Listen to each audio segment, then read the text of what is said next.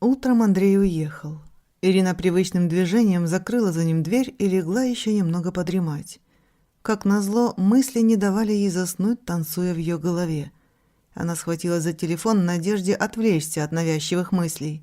Фейсбук, Инстаграм, Телеграм. Ничего интересного она там не нашла. А красивые фотки ее знакомых и подруг только еще больше ее озадачили. «Ну почему все не как у людей?» – думала Ирина. «Он много работает, и вместе побыть большая удача». Но и в такие дни находились поводы для взаимных обид и раздражений. Вот и накануне они сцепились с Андреем в словесной схватке из-за пустяка. Он сидел за компьютером, она приготовила ужин и позвала его за стол. Он грубо ей ответил что-то в стиле «Ты не видишь, я занят, в отличие от тебя». Ну и понеслось, слово за слово. Позже они помирились, но осадок, как говорится, остался. Уже 5 лет они как женаты. Все эти годы он много работал. У него была своя небольшая фирма по установке компьютерного оборудования. Работа была связана с частыми разъездами по области. Даже в выходные дни муж редко бывал дома.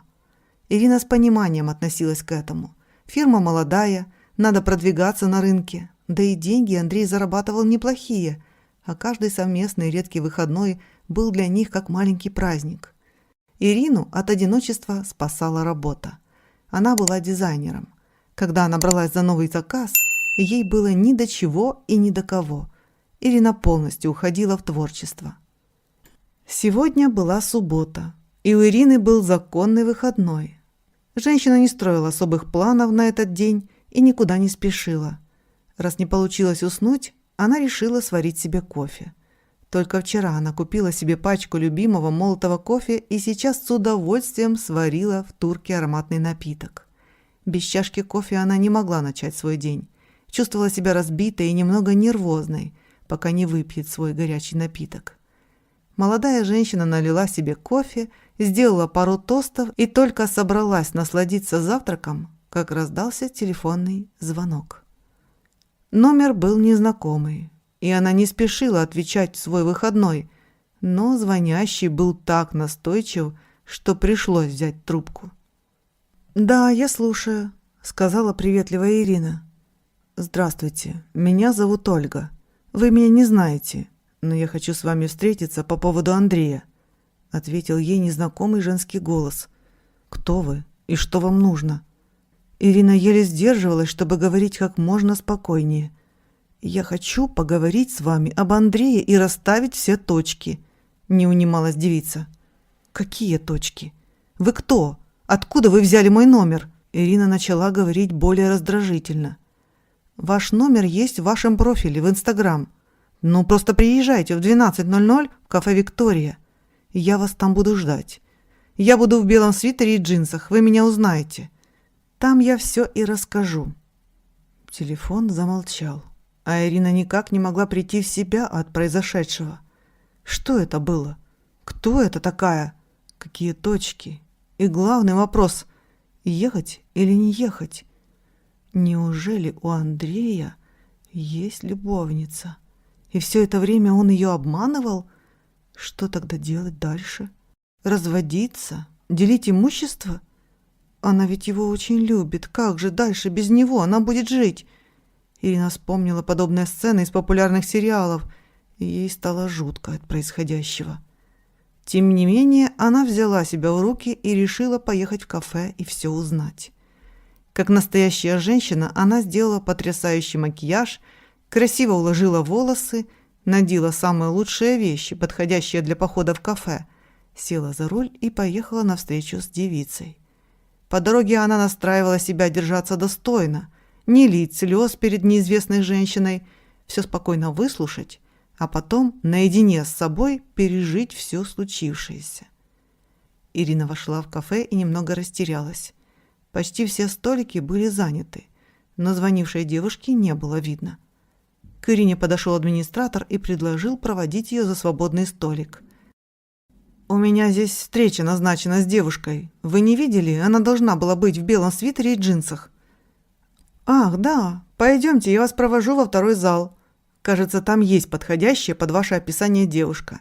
«И она как раз кого-то ждет», – весело сказал молодой человек. Ирина прошла за ним и действительно увидела девушку в белом свитере, одиноко сидящую за столиком. Ирину немного взбесила эта ситуация. Ну, мало того, что эта девица назначает ей свидание, так еще эту девицу надо искать по всему кафе. А та совершенно равнодушно сидит спиной к выходу. «Добрый день. Вы Ольга?» Ирина уверенно села за столик напротив девушки.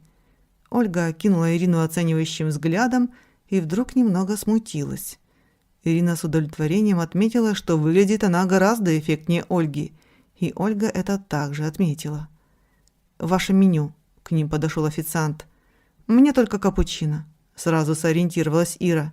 Она сама удивилась, как ей хватает сил и выдержки спокойно себя вести. «Мне тоже», – дополнила заказ Ольга. «Тоже капучино?» – уточнил молодой официант. «Да», – с чуть раздражением ответила Ольга. Ирину порадовала эта нотка в голосе Ольги. Она говорила о том, что девушка сильно нервничает. «Итак», – первой начала Ирина, – «что вы мне такого хотели сообщить о моем муже, чего я еще не знаю?» «Ирина, я должна вам рассказать одну личную историю. Я надеюсь, что как женщина вы поймете меня и не осудите. Я давно знакома с Андреем», – начала свой рассказ Ольга. «Мы познакомились еще задолго до вашей с ним встречи. Мы вместе учились в университете и несколько лет встречались. Дело шло уже к свадьбе, но незадолго до этого меня пригласили на стажировку за границу, и я решила поехать. Это был такой шанс для меня. Андрей был против, ведь стажировка была на целый год, а это очень большой срок. Он поставил меня перед выбором, командировка или он. Я решила ехать, думая, что все наладится, когда я вернусь. Он поймет и простит, так как любит меня. Но все мои попытки в течение года с ним общаться ни к чему не приводили. Он мне только раз ответил, что я сделала свой выбор и я свободная девушка. У меня еще была надежда, что когда я вернусь, то смогу все уладить. Я приехала ровно через год, и в мой первый же день помчалась к нему домой. Дверь мне его мама открыла. Сказала, что он сейчас здесь не живет, и его новый адрес она дать мне не может, так как Андрей ей этого не простит. Ольга ненадолго замолчала, так как принесли кофе. Через несколько секунд она продолжила. Я поняла чувства матери и не стала настаивать, решив, что мне помогут наши общие университетские друзья. Я обзвонила всех друзей и знакомых, но кто-то уже так близко не общался с Андреем и не знал его новый адрес, а кто-то не хотел ссориться с ним из-за меня, зная нашу историю. Но, в общем, адрес я так и не узнала. Единственное, что мне удалось, это попросить его лучшего друга Мишку передать Андрею, что я вернулась и хочу его видеть. После этого мне оставалось только ждать. Шли дни, недели, месяцы, но Андрей так и не объявлялся. Вот вдруг случайно на улице я встретила Мишу. Он был рад меня увидеть, и мы зашли в кафе поболтать. Конечно, разговор коснулся и Андрея. Мишка мне рассказал, что тот мучился, когда я улетела за границу, как он весь извелся от тоски, как Мишка и другие ребята выводили его из депрессии. А также Мишка сказал, что Андрей знает, что я вернулась, но встречаться со мной категорически отказывается. Кроме того, у него скоро свадьба. Ольга сделала глоток кофе и продолжила. Теперь уже меня как будто облили холодным душем. Ведь все это время я была уверена, что Андрей любит меня и через некоторое время простит. А здесь такой поворот. Но помню, как допоздна я бродила в этот день по городу. Слезы душили меня. Через некоторое время я опять улетела за границу. Меня пригласили. Я прожила там еще 5 лет. Поработала по контракту, объездила за все эти годы всю Европу, но любовь свою так и не встретила. Контракт предложили продлить еще на 5 лет. Но что-то на меня нахлынуло, и я засомневалась, надо ли мне это. И очень меня тянуло на родину. Была какая-то ностальгия по родным местам. Чтобы немного переключиться, я через социальные сети начала общаться с бывшими однокурсниками. Вдруг как-то раз я случайно наткнулась на профиль Андрея и решила ему написать. Сначала просто «Привет, как дела?» Думала, что он не ответит, но он ответил. Потом стали списываться с ним чаще и чаще, почти каждый вечер. И я уже ждала этих встреч, я думаю, и он тоже.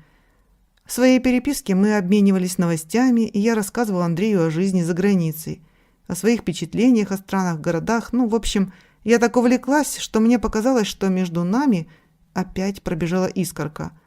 Еще больше подтвердил мою теорию один случай. Не так давно я не выходила в сети 3 дня из-за командировки в место, где не было интернета. А когда вернулась назад, увидела от Андрея много сообщений. Он волновался за меня, переживал, случилось ли чего. А когда я все ему объяснила, он написал, что соскучился. Когда я прочитала эти слова, счастья моего не было предела. В этот же день я купила билеты, решив вернуться на родину и проверить свою теорию, глядя ему в глаза. Приехав сюда, я посчитала нужным действовать честно, и перед встречей с ним позвонила тебе. Я не хочу разрушать ничью семью, но мне важно понять, есть ли у него чувства ко мне, или это всего лишь моя иллюзия. Пойми, если это мой вымысел, я сегодня же улечу обратно. Билет у меня на руках, закончила Ольга свой рассказ. Ну, и как же ты планируешь это проверить? Усмехнулась Ирина. Она не заметила, как они перешли с Ольгой на «ты». В принципе, они были одного возраста, и в этом не было ничего противоестественного. Я назначила ему встречу в этом кафе. Он скоро сюда придет. Ты все теперь знаешь и можешь остаться, посмотреть, что будет. Можешь отговорить его от встречи со мной. В общем, действуй, как знаешь, на свое усмотрение. В такой ситуации Ирина никогда не была.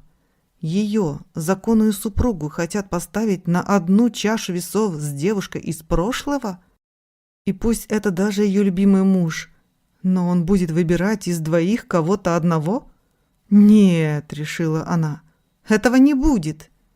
Ирина встала и, глядя прямо в глаза Ольги, произнесла: «Ольга, твой рассказ бы произвел на меня впечатление, если бы я не была знакома лично с главным героем.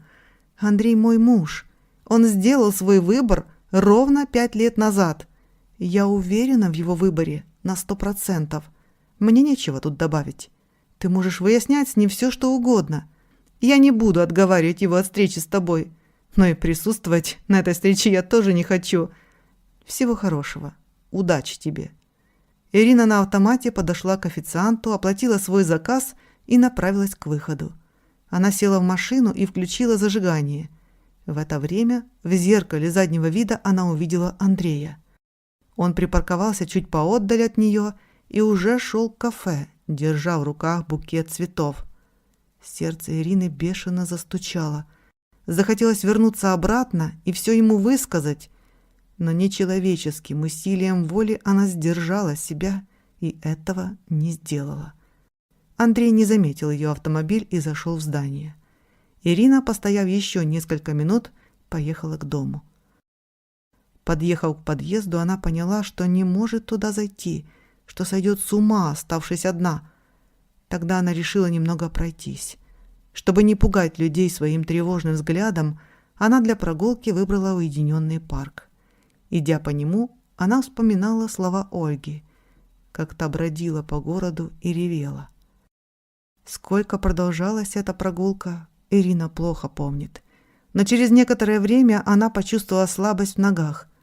«Наверное, от нервов», — подумала молодая женщина и решила потихоньку вернуться к дому. Подходя к подъезду, она увидела, как подъезжает машина мужа. Ее сердце чуть не остановилось. Ей было страшно от мыслей, что же будет дальше, какой выбор он в итоге сделал. Андрей вышел из машины и направился прямо к ней. Глаза его блестели, лицо было очень напряженным. «Ириш, а я как раз тебя ищу. Где же ты была?» Ирина молчала, не зная, что сказать, и надо ли говорить что-то, что она бродила в одиночестве по парку, прячась от чужих взглядов. «Ириш, я знаю, что ты встречалась с Ольгой. Ольга мне все подробно рассказала. Прости меня, я не мог не пойти на эту встречу. Она прилетела из-за границы, чтобы еще раз услышать, что между нами ничего нет и быть не может. Я выбор свой сделал ровно 5 лет назад, когда встретил тебя». Ирина с недоверием смотрела на мужа. По ее щекам текли слезы. По взгляду его виноватых и таких любимых глаз она поняла, что он не обманывает и сожалеет о своей встрече с Ольгой. Только сейчас она поняла, какой стресс пережила за этот день. Ноги ее подкосились, и она чуть не упала. Андрей подхватил ее на руки и понес домой, по дороге приговаривая: «Глупышка ты моя ревнивая, я только тебя одну люблю. Запомни, только тебя». All right, everyone's presentations are done. Nick, the manager, said as he tried to move the discussion forward. Excuse me, I haven't. I recently found out something. Nick interrupted me and began to speak. There's apparently someone in this department who didn't graduate high school and is just a part-timer. Meetings should be for employees only. Absolutely right. His lackey, Mike, of course, agreed with Nick. I'm leaving. After leaving the meeting room, I started to shut down my computer. I noticed that an email had arrived, not in my personal inbox, but in the company's shared email. Thinking, there's no point in speaking up, no one will listen, I went home quietly. The next day, I heard a commotion from Nick's desk. He was staring at his computer screen, his face pale. Nick? Is something wrong? Mike looked at the screen with him. And he turned even paler than Nick. Why is he so angry? Knowing the reason for Mike's distress, I thought to myself, serves them right. My name is Adam. My mother passed away when I was in the 9th grade, and I was raised by my father. Well, you could hardly call it being raised. After my mother passed, my father changed. He drowned his sorrows in alcohol, and though he still went to work, he squandered our living expenses on horse racing. Because of that, I had to start working part-time as soon as I entered high school. Every month, I went to the convenience store with bills in hand that couldn't be auto-deducted from my father's account. Even though I endured it because I didn't want to be alone, I reached my limit in my 2nd year of high school and dropped out. I found a live-in job at a distant inn. Thank you for everything. The day I left home, my father, still staring at the TV, spoke. Take care. That was our last conversation. Back then, 18 wasn't the age of majority, so I needed my father's permission to work, and I couldn't hide my place of employment. Yet, my father never visited me even once. I kept working just to survive, and before I knew it, I was 42. Years of hard work paid off, and I was transferred to the headquarters. I was thrilled to be recognized by the company, as I thought I'd be working in the field until retirement due to my lack of formal education. Listen up.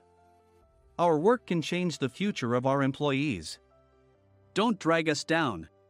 On my first day after the transfer, Nick, dressed in an expensive suit, spoke sternly. There was a reason for this. Our inn was located in a prominent tourist destination, known so well that everyone in the state could sing its commercial jingle. At its peak, we had 5 locations within the state. But that was long ago. Due to financial difficulties and aging facilities, only the place where I had worked for many years and the original establishment remained. I was prepared to lose my job anytime, but now there was a glimmer of hope. With the rise of social media, the tourist area where the inn was located started gaining attention again.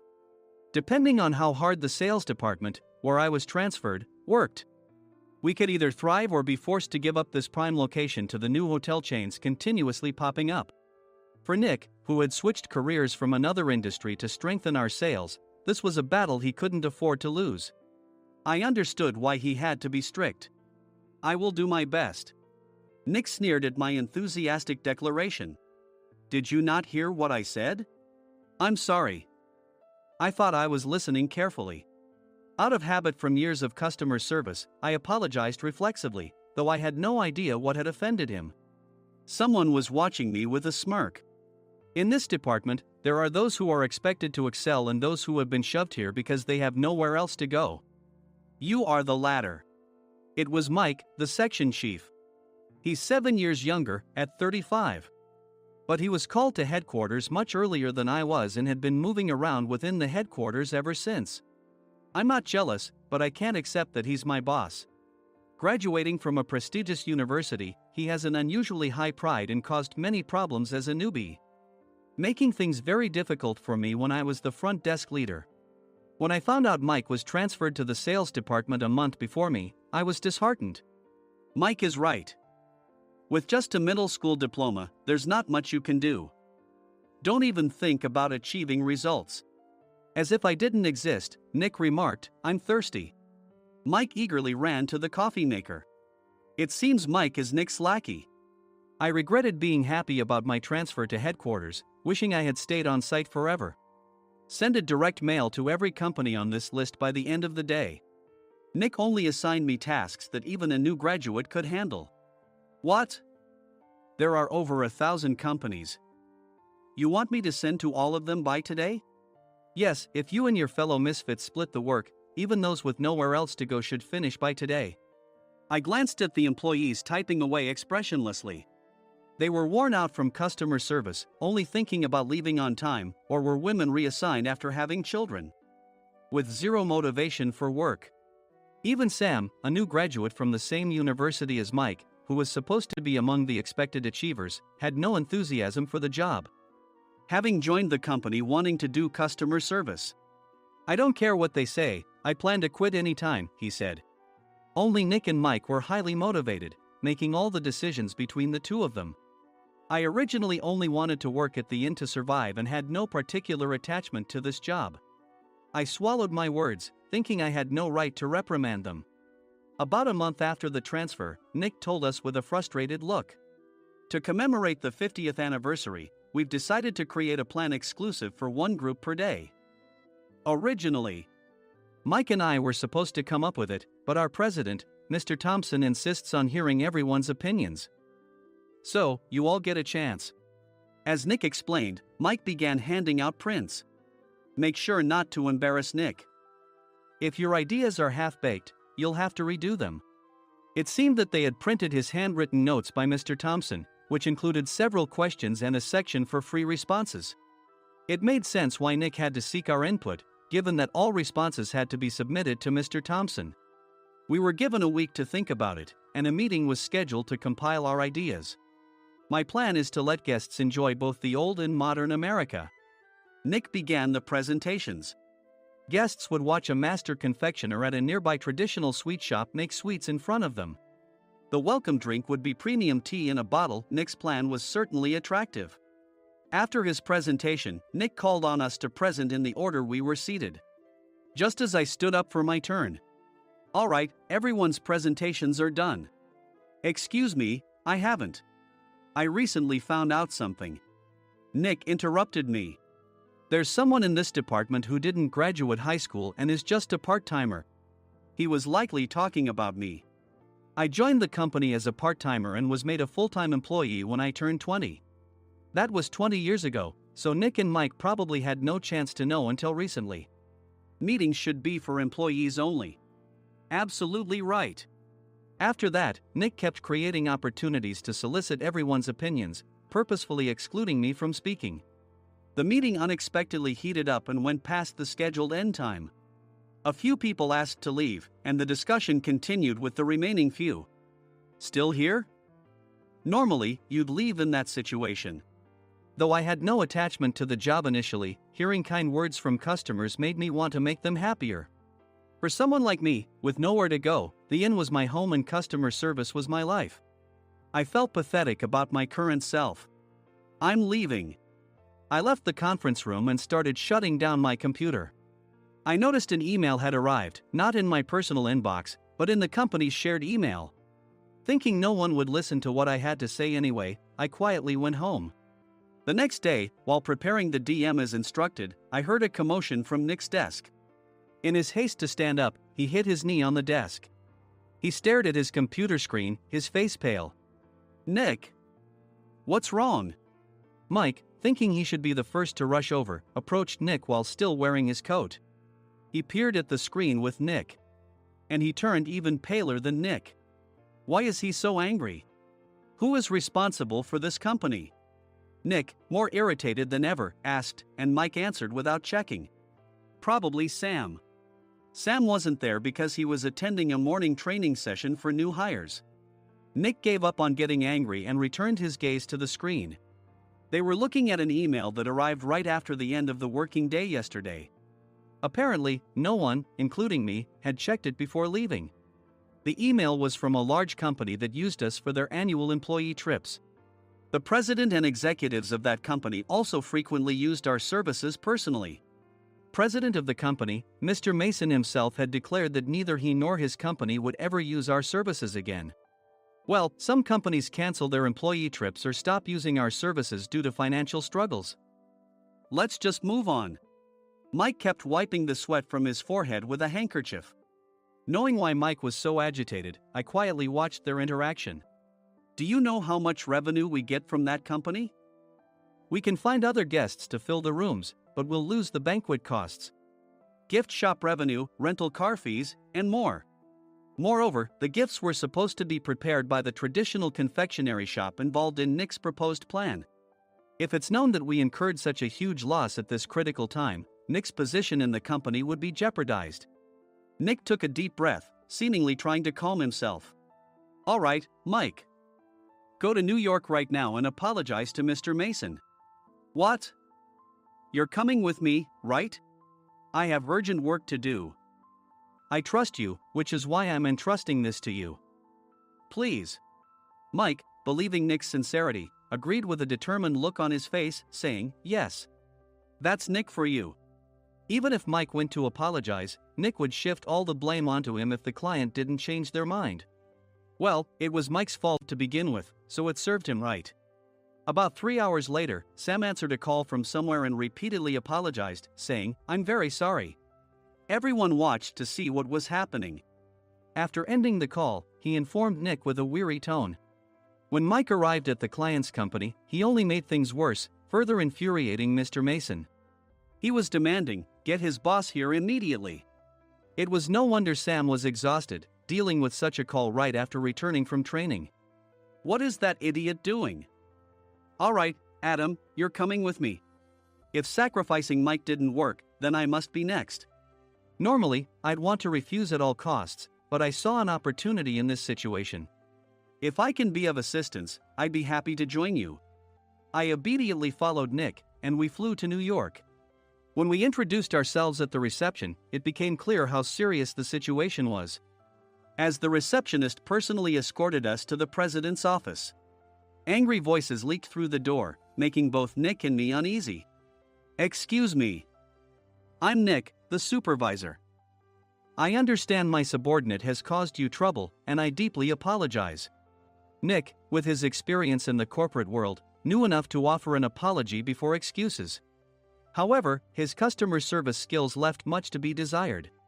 I sighed as I saw Mike trembling like a small dog in the corner of the room. What kind of training are you giving your subordinates? Mr. Mason glared at Nick with a red face. The intensity of his gaze made even Nick take a step back.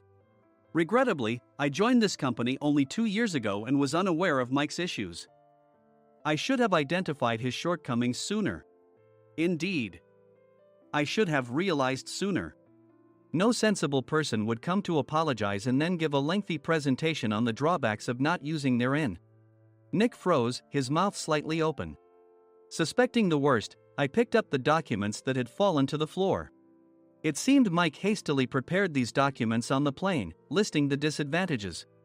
Disadvantage 1: if you change the venue for the company trip, employees might suspect it's for cost-cutting reasons, leading to a negative impression. Reading it aloud half-jokingly, Nick snatched the papers from my hand and checked the contents with a furious expression. Among the stack of documents was a receipt from a nearby convenience store's copy machine. I felt a pang of dread, hoping he hadn't shown the receipt as well. What do you think he said when I asked what kind of nerve he had to do this? I'm very sorry.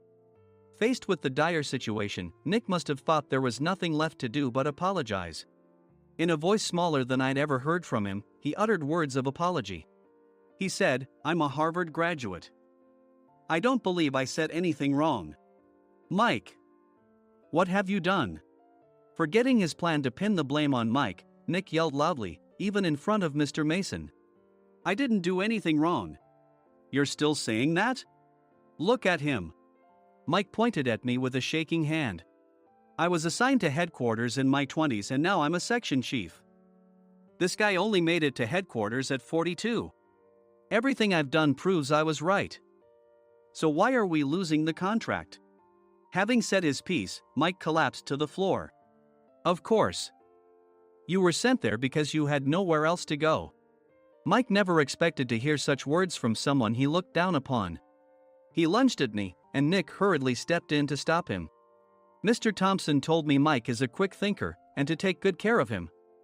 There's no way he was pushed aside. Don't make things worse here. He didn't say quick thinker, he said only quick-witted, didn't he? I don't remember that part. I recalled the many troubles Mike caused when he was a newbie.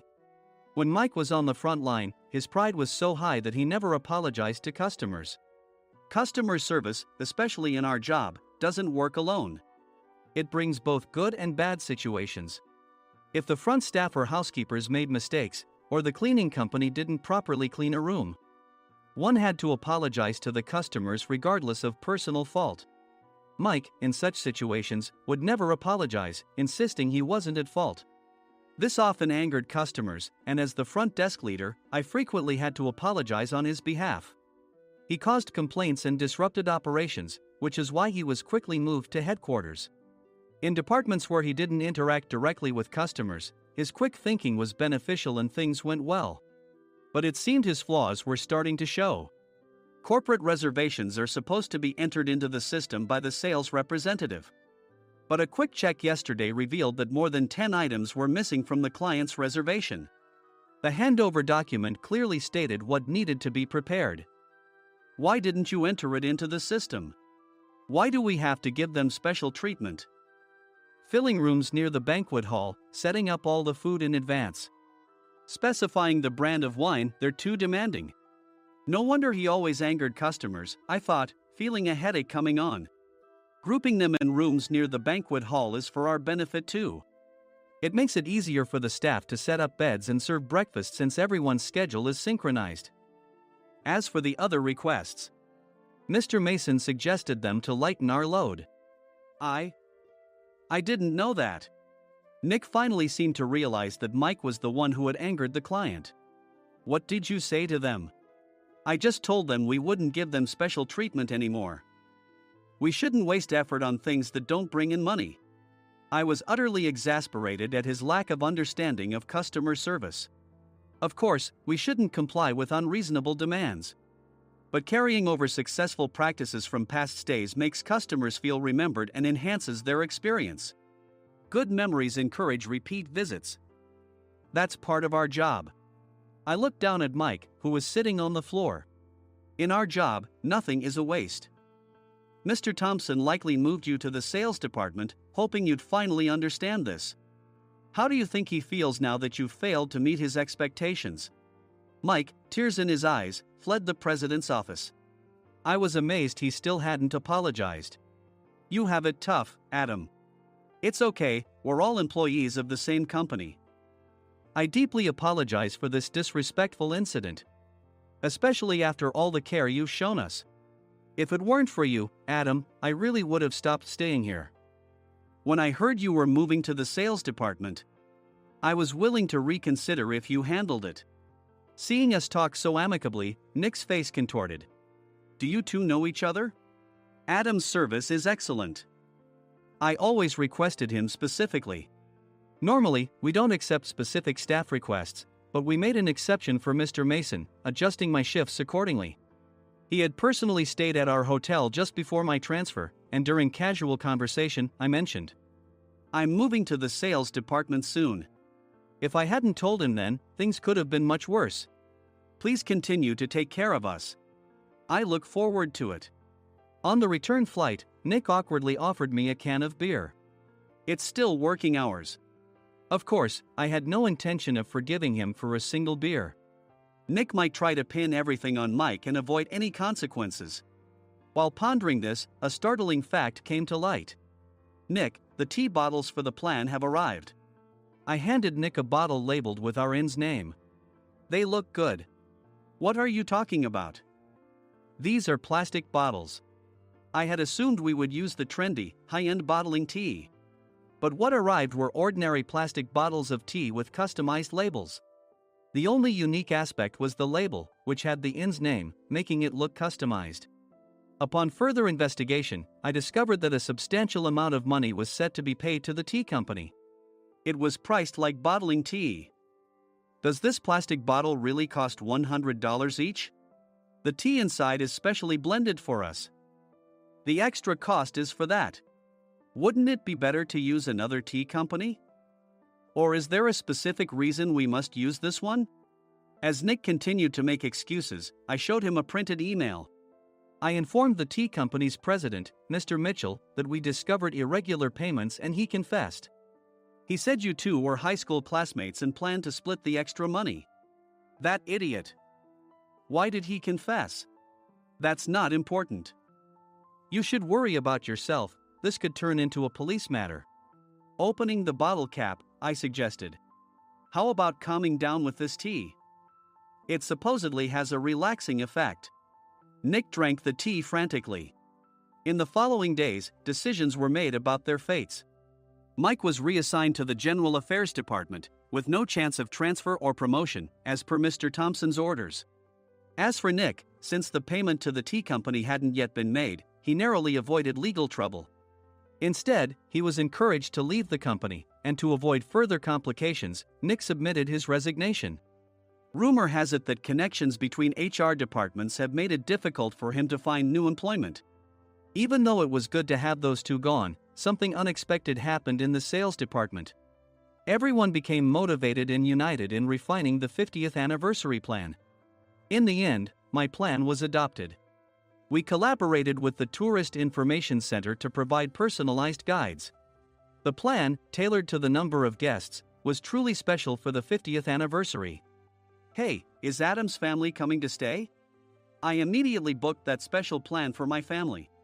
Sam noticed it on the reservation list and quickly picked up on it. Yes, I'm inviting my father. That's great. I might invite my parents too. I lacked the courage to face my father just as Adam. But here, with the confidence Mr. Mason praised, I felt ready. The 50th anniversary plan was a perfect opportunity to reconnect with my father. I hoped to bring back the days when we could laugh together as we once did.